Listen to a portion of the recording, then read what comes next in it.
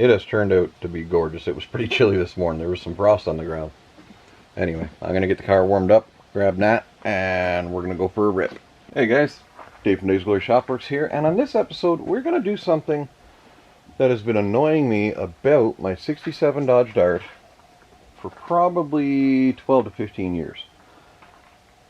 I installed a transmission crossmember with my TKO 600 5-speed manual, and of course that transmission doesn't belong in the car, and I didn't buy the install kits because they were ludicrously expensive at the time, which they're not any cheaper. So I hand fabricated my own crossmember, and it worked. But there's an inherent flaw, is that I made it solid mounted with intent of later on going back and making it, you know, putting a rubber mount in there, or urethane mount. So that's what we're going to fix. We're going to make a new transmission crossmember and hopefully get it right. Well, I'll show you underneath here.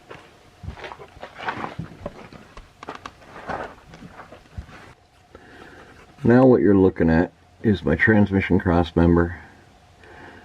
This is the mount adapter I made, and it just bolts through the transmission tail shaft here. Not the greatest idea. And if you go across to the side, that is the mount where it I made a couple of ends to, like, it's unboltable. You can take this mount out. It's a little bit tight, but you can take it out. We're going to do it better. So right here is my transmission, my new transmission mount. That's a standard GM transmission mount from the mid-80s. And that's in line with my transmission crossmember right here. It goes right in line across. So I don't have the original transmission mount for this car, and I've hunted and hunted, and it's hard to come across one. So what I'm going to end up doing is I'm going to fab up a new mount to go to the original location, and to do that I have to remove this fuel line. I tucked it through one of the mount bolts, and also this brake line over, where is it? Well, you can't see the brake line, but it runs through here as well on the second bolt. So sadly, I have to cut my brake line. Alright, so cut the brake line, reflare it, and union it out of the mount bolt hole, and disconnect my fuel line, get a little bit of a fuel mess, whatever, and pull that back through, and then reroute it back up to the carburetor. Then that stuff's out of my way, and I can go ahead with actual fabrication. Sounds easy. See how we do. Got a little bit of progress. We got our brake line and our fuel line removed from the cross member, reflared and all that jazz. Don't worry about this guy, he's just the bleeder for my hydraulic clutch. And with the mount in place, I'm going to be taking this piece of flat steel right here. I got to bend it, drill a couple holes in it. See if I can get it in place there. It's going to look something like that, but it's going to bolt to the mount right here and bend it up against the body.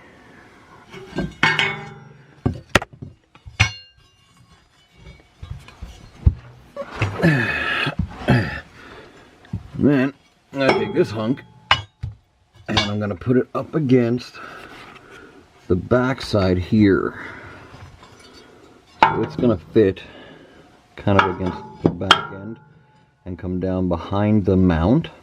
And once I get those two kind of shaped and bolted in place, then I'm going to tack weld them together, and then I'm going to start cleaning them up and actually make them look like something. Because right now they just look like flat pieces of steel. So that's kind of where we're sitting right now. It's kind of a slow process, but and I could jack the car up higher, but it's good enough for me to work on where I need to measure everything. We're making some progress though. Making some progress. Progress has been made. Okay. That's a little bit warm to the touch still, but here it is. Not finished yet. Okay, not finished yet. But this gives you the general idea of what I was talking about underneath the car. This is the one that goes along the back side of the, I guess, the cross member. And the transmission mount sits right here on these two bolt holes. I just have it tacked together right now. As you can see, it's a little bit unlevel, and that was just my cutting. So when this is all done, like cutting to fit this into the area around the transmission, which is why that's uneven. That's what my goal was, to make it fit around the transmission first and make it pretty later. So I'm going to come in here, I'm going to tack weld it on the back side in several spots. And then I'm going to come around here and I'm going to grind this flush.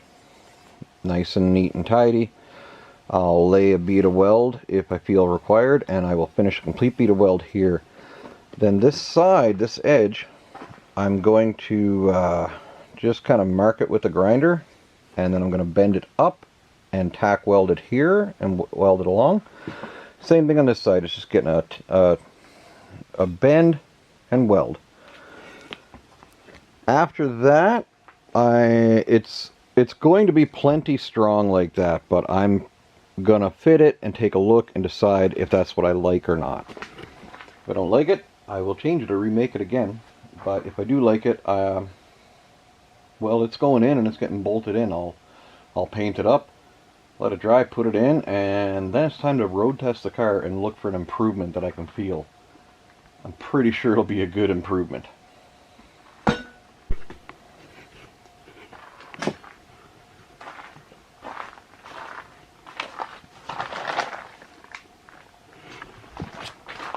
There it is, guys.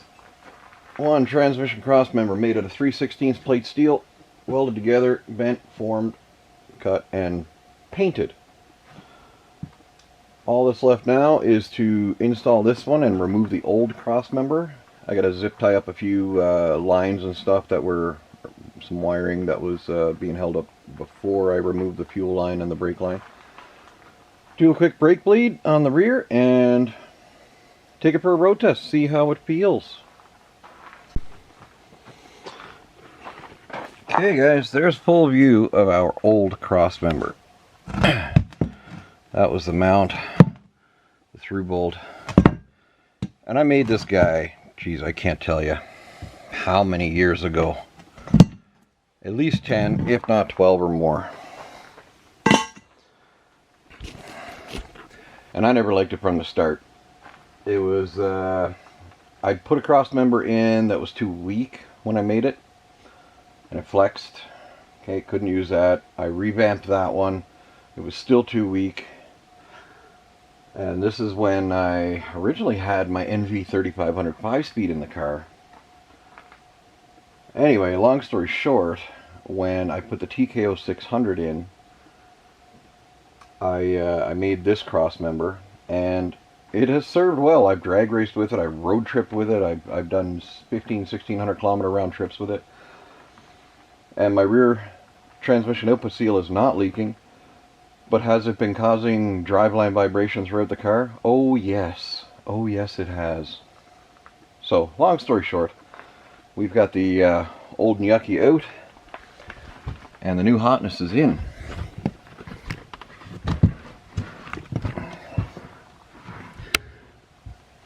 Oh, I'll get some light on it.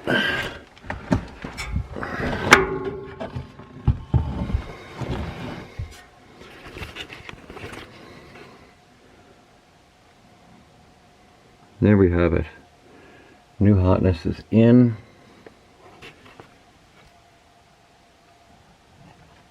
And it is ready to go.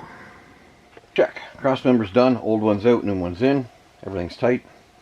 I've tidied up all the loose lines and wire harnesses and such that I had to move out of the way to get the new Crossmember in. That's all done. Last but not least, roll it off the ramps, do a quick bleed on the rear brakes. Road test.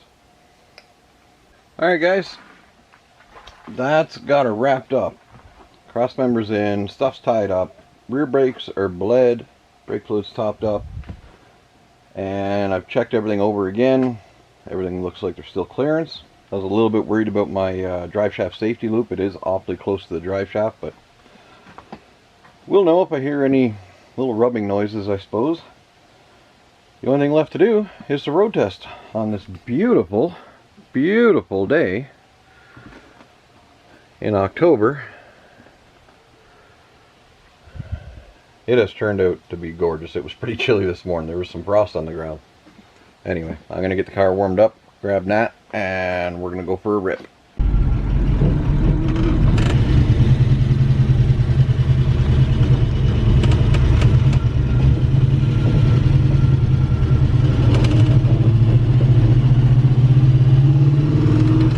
Well guys, I can tell you there's a happy difference in this car right now. There was always a harshness transmitting through the body from the solid mounted transmission. I knew that's where it was from, but finally taking the time to go ahead and redo the transmission mount, you know what? Totally worth it. Really happy. It feels good on dirt road. It feels good on pavement, and it's an overall just more enjoyable feeling in the car. Now when I get back, I'll put it back up in the air and I'll check for any witness marks or anything like that for if the car is like the drive shaft is hitting the safety hoop, something like that. But overall, pretty happy.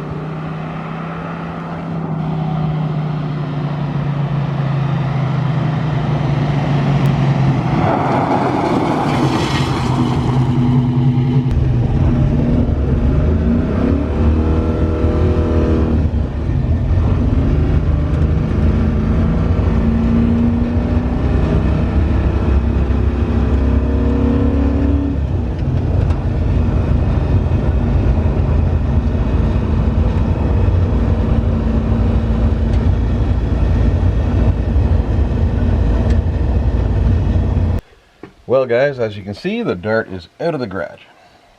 We road tested it. I enjoy. We've done some pretty good upgrades to the old car. We did the carburetor tuning there on the last video, and that's worked out really well. The drivability is up considerably. It's still not perfect yet, but I've got all the time in the world for perfect. And that transmission Crossmember. yeah, I'm kind of wish I hadn't waited so long to do it, but it seemed like every time I was turning around on the car, I was doing an engine, like 13 or 14 later. And honestly, I don't know if this one's going to be the be-all end-all, because I have that hot little 340 sitting over there to rebuild. So we'll probably be doing another engine, but at least I'm getting the chance to take care of the minor kind of annoyances, the things that you can overlook in the grand scheme of things for a project, stuff that really kind of whittles it down to just a really nice driving vehicle. And that's what we want. Yeah, pretty happy. So from Dave at Dave's Glory Shopworks, I'm glad you guys decided to follow along. I appreciate every one of you, and hope to see you on the next one. Take care.